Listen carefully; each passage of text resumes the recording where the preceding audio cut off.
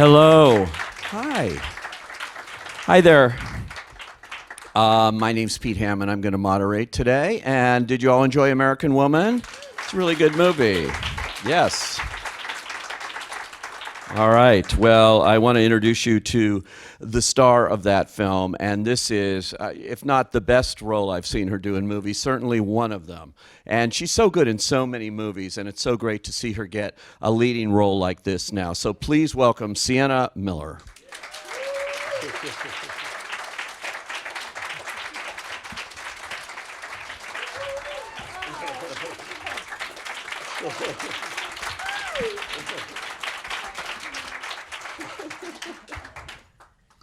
Yes, they liked it. They like you. They like you. Oh, good. Who said that? They really like me. What was Sally Field. Oh, right. Yeah. Yeah, that was interesting. She used an Oscar acceptance speech as therapy. So it was fun. Congratulations on American Woman. I know this was a long and winding road just to get this movie out there in theaters, you know, from the beginning, because I remember seeing it very early on. And it's tough for any independent film today, I guess. Yeah, it's hard. It was hard not only for it to get released, but also to get made. It kept pushing. You know what it's like with independent cinema. It's such a labor of love. And yeah, I think we pushed probably about 8 months from when we initially were because the financing fell apart. And anyway, we got there in the end. Yeah. Thankfully. So good applause for that. Okay.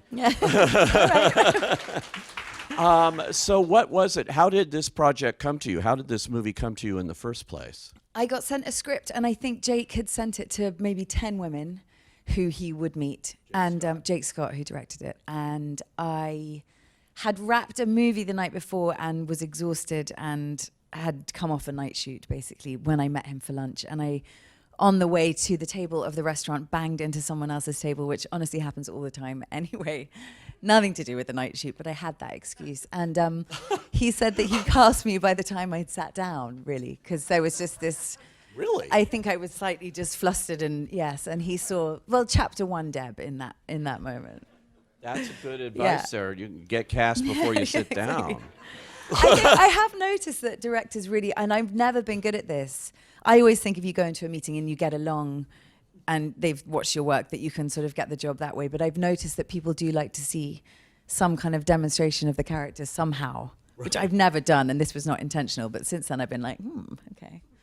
Maybe I've been doing this wrong for all these years. That's perfect. Well, so what was it about the character of her? You know, she's very interesting. She just was sort of screwed up in different ways, and then she has to get her life together. And the audience at first isn't quite sure, and then they're rooting for her. You know, there's all kinds of things going through this, emotions and different things regarding her. I think that's what I loved about it, was that she begins as one woman and ends as someone completely different. And as you all know, all we want is a kind of arc. And for women in film, I've really rarely read something that had that kind of a transition or was that much of a character study of a woman, which I think we've seen countless times with men. But this, the opportunity to play these, to watch this woman grow and earn respect as the film goes along. And I think she's really funny. I loved that. She cracked me up, I think. Obviously, it required real acting gymnastics in moments. It was really, really challenging and very, very painful, and all of those things which we look for whatever reason in work. But it felt to me like a very fully realized, very authentic thing, and I was desperate to do it. Yeah? Yeah. And so working with Jake Scott, and it's written by a man as well, right? Yes.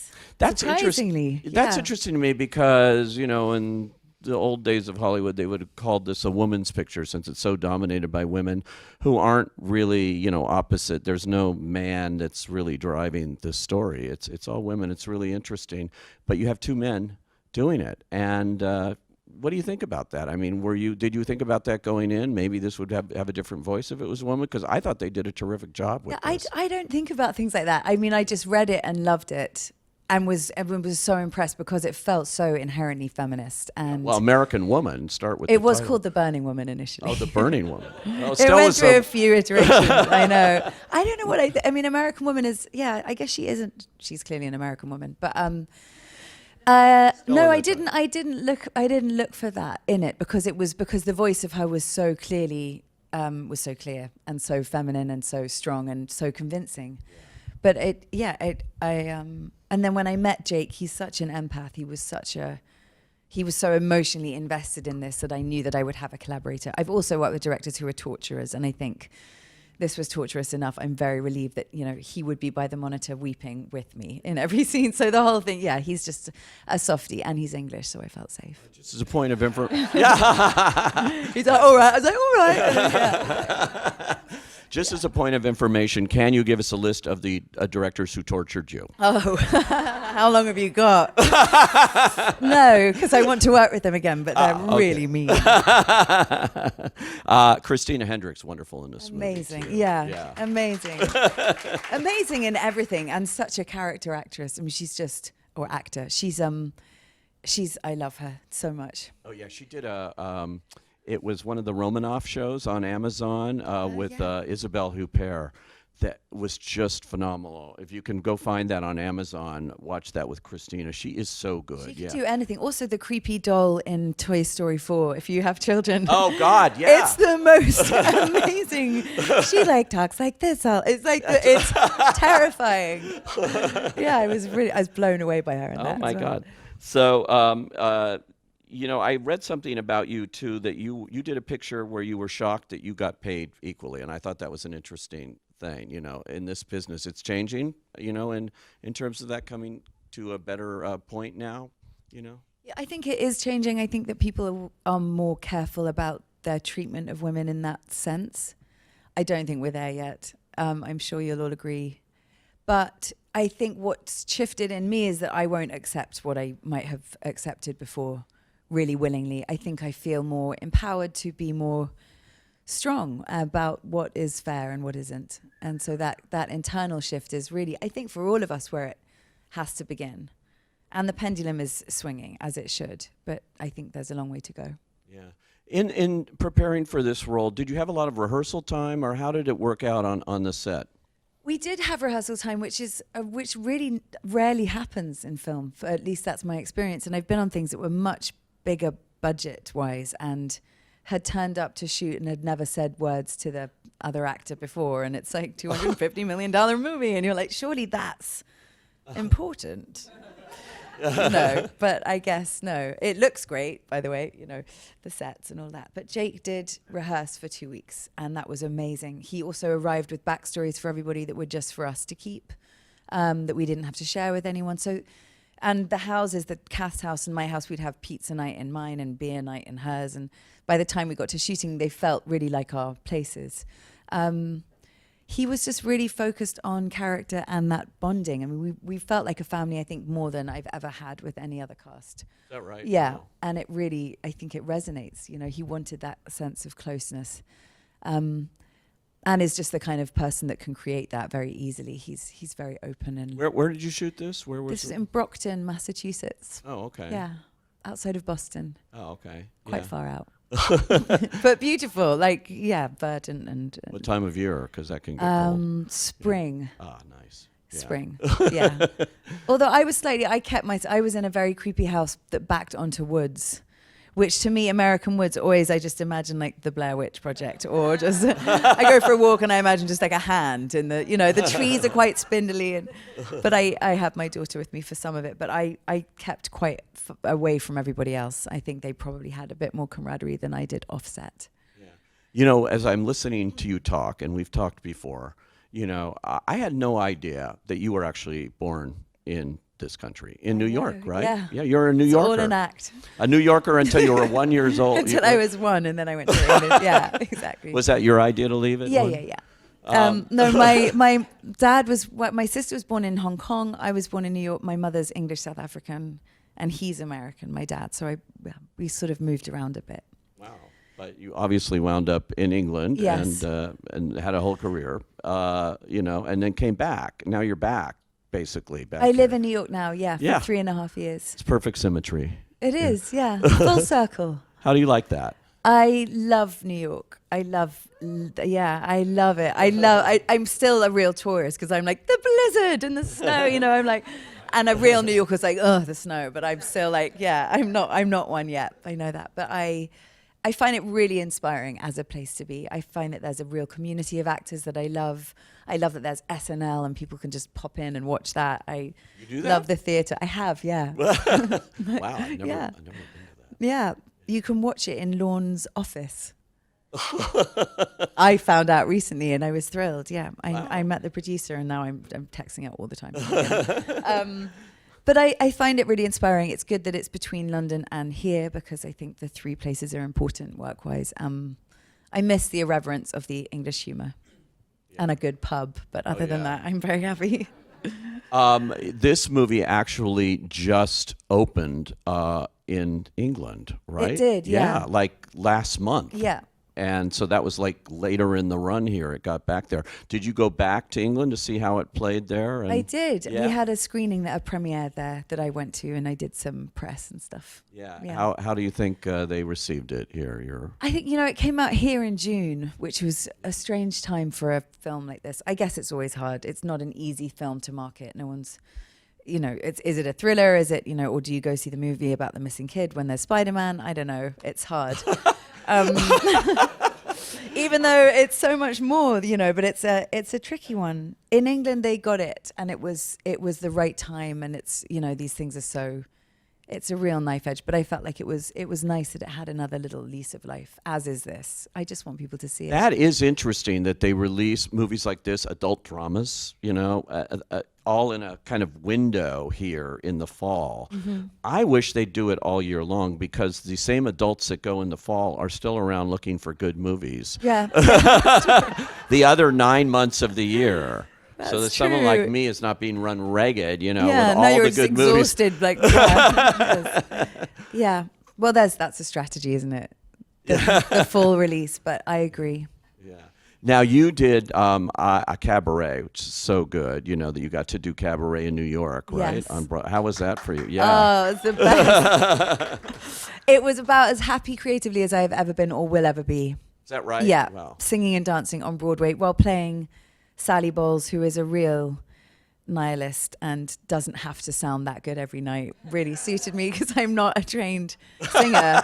I can sing, I hope, in key, but I definitely can't do that Broadway thing. But I just loved that part. And it was the Sam Mendes version of that play, which is so iconic, and Alan Cumming as the MC, who's just a force. And it was amazing. And you came into the role after another actor was in it, and you got these sensational reviews. So people were going like, I'm going to see Sienna Miller now. I think there were three. So Michelle Williams did it, then Emma Stone did it, and then I phoned the Roundabout because I saw that Emma had taken over from Michelle, and I'd worked there before, and I said, who's taking over from Emma? And they said, well, she might finish it, but she might drop out, and the understudy was going to do it. And I felt bad because I wanted the understudy after all that time to go, but I was like, well, if she doesn't, I would, and they were like, would you do it? And I said, yes. It was 7 weeks. It was not long enough, but Alan did it for a year, which would have suited me, I think. That's incredible. You also did Cat on a Hot Tin Roof on the stage, which is another great role. Yeah. I'm leading up to this because this role here is a true leading role for you, and we often see you in supporting roles here in these big movies. Yeah, I'm obsessed with The Lost City of Z, by the way. Oh, good. Obsessed with that movie. It drives me crazy. I haven't gotten it out of my head. It's really, James Gray's a brilliant director. Master, I agree. And all these other ones, and you got one coming out in a couple of weeks. I know they're screening it this weekend, 21 Bridges. Yes. Yeah, where you play a cop. Yes. Yeah. Brooklyn narcotics detective, actually. Oh, okay. Get down. Put your hands behind your back, get down. That's like it. It's like, that's about all I do. La la la la. But if I played Beth Ailes as well this year in The Loudest Voice, wonderful, which was the Roger Ailes, Russell Crowe thing. And I always think Detective Frankie Burns is the cop. So I always think if Beth and Deb and Frankie Burns had lunch, it would just be I feel very lucky to have played these completely different people. Yeah, do you bring all your characters together at that little round table? They're all living inside somewhere, making me do you ever find it hard, and particularly in this role, do you find it hard to leave behind after a day, or can you just like walk away and No, I mean, it's certainly on some, this was just, it was so crushing, and being the mother of a daughter and saying those words, it's impossible to not be deeply affected. It's such serious subject matter. And I spent so much time with people who had that experience that it was I was going to ask you, did you real people? And yeah, of course. And the film is actually dedicated to Tommy Kelly, whose mother, Vicky Kelly, was really my touchstone on it. But, you know, I get to go home to my kid every night, and even that's loaded because these people don't, and they're in your life now, and it's just, you know, unbearable, unimaginable. So this felt really heavy. It was also essential to not let that grief ever fully go, because I think even in moments where she's kind of getting on with life, that it should always just be below the surface. So it was kind of useful to sit in that space. But I loved her so much. That Deb is actually someone that I think is, of all the characters I've ever played, the person that I still think about the most. We make up stories about where she is. We think she's now a lesbian in Santa Fe. And she's running a crystal shop. Yeah, that's where Deb is. Jake and I sometimes like, what's she up to? And I was like, yeah. Wow. Yeah. I didn't think of that. Yeah. That's what Deb's doing now. Yeah. Okay. Yeah, Well, that's cool. Yeah. It's nice to have a life beyond your. Yeah, she's still going. What did you say? I didn't hear it. Oh, okay, somebody said something. Yeah. Exactly. Oh, the sequel. Yeah. Exactly. Well, it's a great role and full of challenges, I would Yeah. think. Yeah, just getting into it and just getting it right. And in terms of the time on set, did you do a lot of takes, or was it all, you know, sort of Not a huge amount. rush along because it's an independent production? Well, that too, yeah. We had to be prepared. It wasn't... No, we would, 6 to 8 sometimes, but less on really heavy things. It was... I think it's difficult with this because there's so much low-hanging fruit. It's that you're always just an inch away from going too far with all of it. And it was quite a balancing act, and Jake was amazing at keeping it in the right realm. I think he really avoided going for those manipulative moments. The scene with the killer was a 10-minute scene where you hear in real detail what happened. And he cut it, which it was also the best acting I've ever done, by the way, in my life. I was like, I get it. It's a really good decision. Oh, no. No. It was just It was just an DVD, amazing... or is it... Do people buy their DVDs anymore? I don't know. I don't know. If there is a DVD, I will make sure it's on the DVD. But Special feature? Yeah, exactly. Yeah. But he kind of really avoided that stuff, which I think is powerful and does resonate and people like, to be kind of dignified. And I really respect him for those decisions. That is frustrating, though, for actors, I know. I just talked to another one about a movie coming out. I shouldn't say. It's about a movie coming out, and I said, have you seen it yet? And she said, yes. And I said, and she's in it. And she goes, Oh. So, I go like, whoa, okay. Yeah. And then I was thinking maybe the part that she played isn't necessarily the part that made it in the movie. Or she just didn't like the movie. Yeah. Maybe. But it's interesting to me. But have you had that happen before where, you did this great scenes, great piece of acting, and then... I wasn't worried because I felt like there was plenty of me, if not too much anyway, in this film already. It wasn't like I was holding on. I just loved the moment for Deb, who she was so brave in that moment. Again, like there was a million ways of telling that story, and rage and anger, and she just said, then what happened? Like she just keeps it together. And so it was more like, oh, I loved that of her. But you don't need the detail because when you see where she was found, you know what happened, Have I had that happened? Oh, God, yeah. Yeah, I've been cut out of films entirely. Really? Yeah. What film was that? Well, I was in this film with Johnny Depp called Black Mass, and I did 2 days on it, and it was a cameo, and it was really fun, and I did a Southie accent, which I was in heaven about. But that whole chapter and we then end up in very intense prosthetics, which were quite weird. They just didn't have his wife in it at the end. Yeah. But having made a big song and dance about how I was in it, and then everybody said, oh, she's been cut from the film without talking about how it was 2 days, and I felt stupid and all of those, got my violin out and, Oh, no. Yeah, sweet of them. Yeah, exactly. But this is a big leading role, and now that you've done this because like I said, you've done so many great roles in different movies, but is it hard to find these kinds of parts? I mean, out there, are they writing them now, or is it a better time for roles like this? Yeah, I think it's definitely a better time for women in film, for sure, because I think on director lists there are now women where there never were. I really believe that sets should be 50-50. I'm a huge champion of that and believer in that. And I think people, we represent over half the population, actually. So it's astounding. And I think people are really focused on telling female stories. Yes, I haven't read anything that I've loved like this since, but I hope to.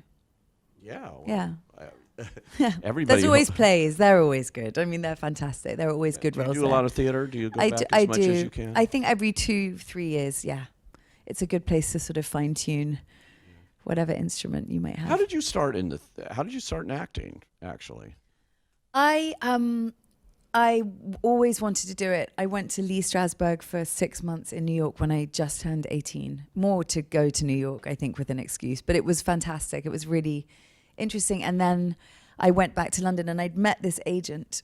I can't believe I did this because I would never be able to do it now. But someone knew him and I had a meeting with him. Dallas Smith is his name, who's still my agent. And I went in and he said, you need to go to drama school or go to Oxford or go to do... And I was like, all right, you can't just go to Oxford. I was thinking, but fine.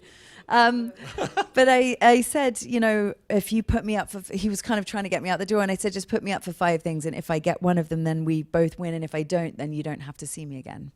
Which is so... I mean, so ballsy. But I would know. I was like, oh, what a precocious... Wow. But I think... I don't know. I think I probably read... I don't know what... But I got the 4th thing. That's how it was really fortunate. But I'd been a waitress and I'd, you know, done all of those things before as well. Oh, okay. Yeah. Yeah, all actors. But it was fortuitous that I got this agent who was a really good agent. Yeah. Yeah.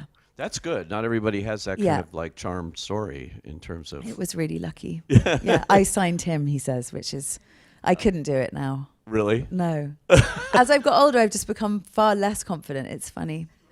Really? Yeah. Why is that? I don't know. I don't know. I like to do these Q&As as therapy sessions. Yeah, so I tend to not.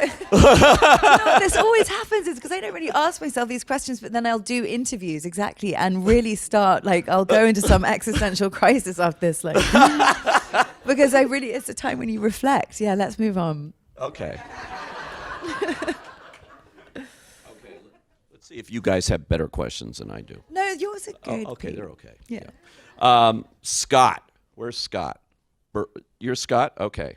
What's been the biggest change in your choice and prep for a role today than when you started out? Okay. What's basically the biggest change in your process and that sort of thing? I think my first film, I didn't really understand what it was and what I was doing, and now I would spend a lot more time really being forensic about whatever I needed to do in it.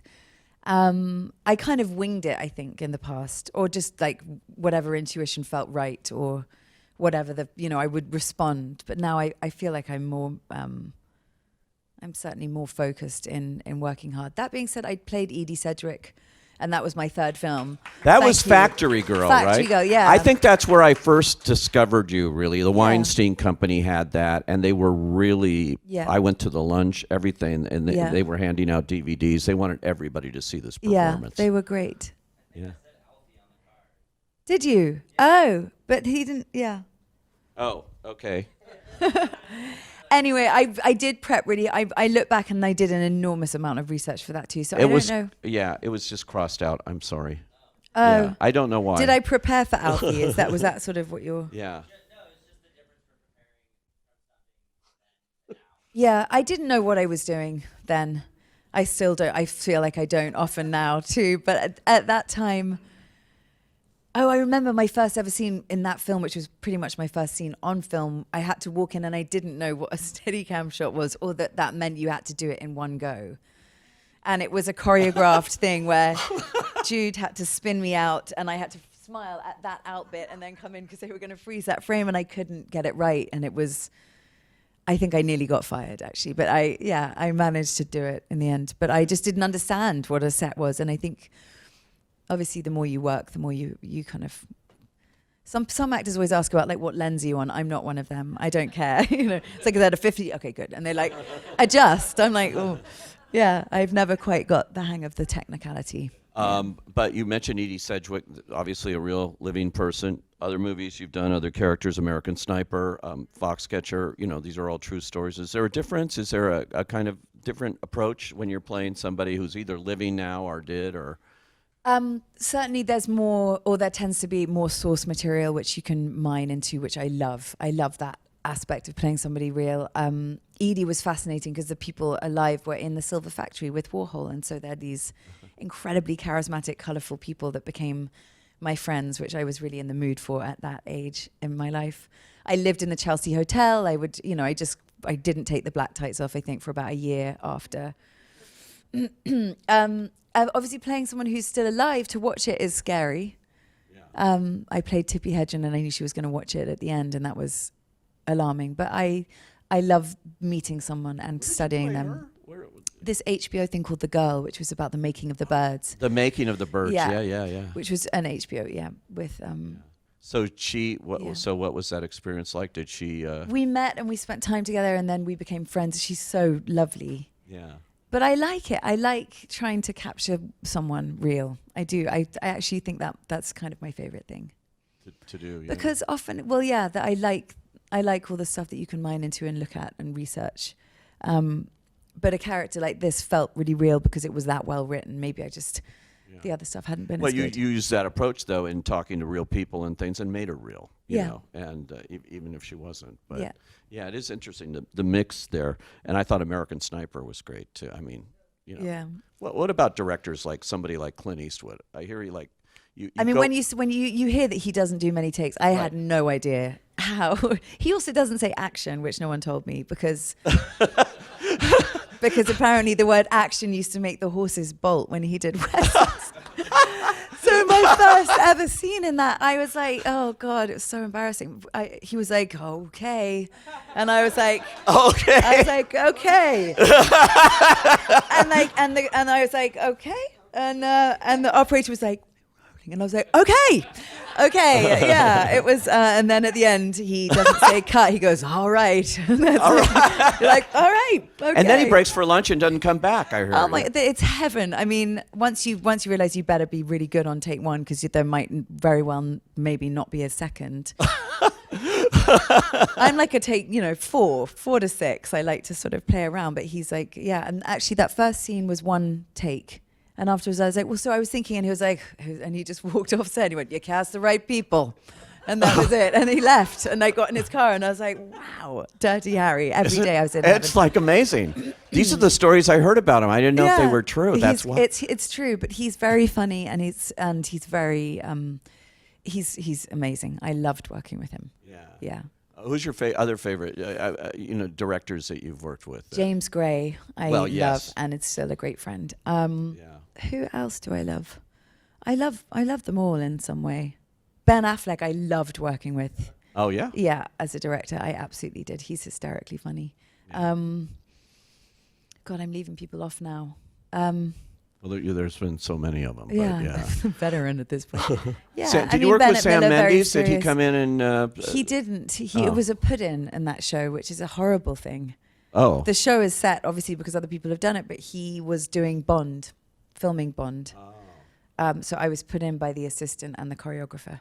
Oh, put in. It's called a put in, yeah. You were literally picked up and put into a play. I don't think Alan Cumming and I had been on the same stage, because he was doing the show all the time when I was rehearsing, until our first night. Yeah. I wanted to ask you too. Jake Scott is the son of Ridley Scott. Yeah. So was Ridley involved in the production at all in terms of when you were shooting it, or was he produced it? Yeah. So it's but he wasn't on set. No. Okay. He's seen it and several times, and I think saw it in the edit but loved it, and I think Jake's very conscious of keeping him away and defining himself as his own thing, which he deserves to be. But it's hard. It must be, especially when he's producing the movie. He said this. He's going to get SORS tattooed, son of Ridley Scott, on his hand, because he's like, I'm sick of it. Apparently, this movie's on Virgin, the flight, and it says Jake, son of Ridley Scott, in the thing, and it's like, yeah. Oh my gosh! I was always someone's girlfriend, so I can relate to the yeah. I just did a story today, Olivia Wilde, movie Booksmart. I loved it. It's great. Okay, so she told me it was on Delta, and they cut. Yes. So her movie is 105 minutes, and she said the Delta version is 87 minutes. Wow. Cut by some third-party company. Without her approval. Without her. No, she says, we have no, you can't even ask for what's the one that's on the airplanes. And they not only cut the sex scene that they talked about in the news, but they cut all these words and things. She doesn't even know if they're back in. One scene is back in. Wow. And, you know, and the interesting thing she said, and you may know this, is that a lot of people see movies on planes. That's where they see them. That's where you're indicating that a lot of people will see, I know, American Woman. Yeah. But, you know. Just watch it on your phone, you might as well. You know, but it's just like, I thought this was shocking. And then they found out after she said that Rocket Man, they also cut a key scene out of that, too. Oh, my gosh, yeah. Yeah. It's strange to not have any control. I mean, I know when you do ADR and you have to do the airplane version, you're like, darn it, instead of fucking asshole or whatever you said. Yeah, you pig. Yeah. So you kind of know that that's going to happen. But I mean, re-editing your film is a little bit insane. Yeah, and it's it was a big. There'll story. be a backlash, I'm sure. Check out Deadline this afternoon. I just posted it. She's very she's worked up about it. Let me tell you. Well, it's her first directing. Oh, she deserves to be. Yeah, it's outrageous. Now, Jess, anybody? Jess? No? Okay, I'm going to read your question anyway. How close do you work with the DP, the director of photography? Do you like to know what kind of shots they are doing? I kind of answered that, didn't I? I love them. And I'm obsessed with that aspect of filmmaking. I always watch them. I'm interested in how the light is going to look, not on how attractive I'll look, but just what they're doing. I think it's a huge character of a film.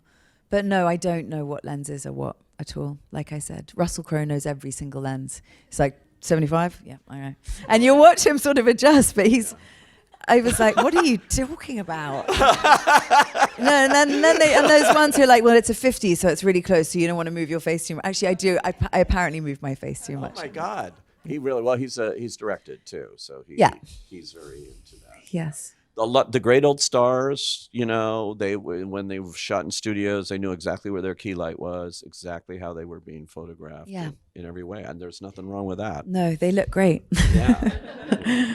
Yep. Okay, Francisco. Hi. Hello. Oh, there you are. Hi.